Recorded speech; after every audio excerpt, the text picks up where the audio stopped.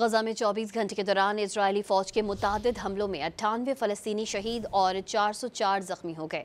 गजा में इमदाद के मुंतजिर 46 फ़लस्तीनी भी शहीद हो गए हैं, जबकि 239 जख्मी हुए। गजा में 24 घंटे के दौरान इजरायली फौज के मुतादिद हमलों में 98 फ़लस्तीनी शहीद और 404 जख्मी हो गए। गजा में इमदाद के मुंतजिर 46 फ़लस्तीनी भी शहीद हो गए हैं, जबकि 239 जख्मी हुए। गजा में 24 घंटे के दौरान इजरायली फौज के मुतादिद हमलों में 98 फ़लस्तीनी शहीद और 404 जख्मी हो गए।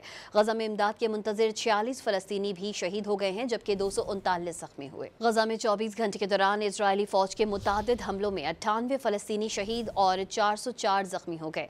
गजा में इमदाद के मुंतजिर 46 फ़लस्तीनी भी शहीद हो गए हैं, जबकि 239 जख्मी हुए। गजा में 24 घंटे के दौरान इजरायली फौज के मुतादिद हमलों में 98 फ़लस्तीनी शहीद और 404 जख्मी हो गए। गजा में इमदाद के मुंतजिर 46 फ़लस्तीनी भी शहीद हो गए हैं, जबकि 239 जख्मी हुए।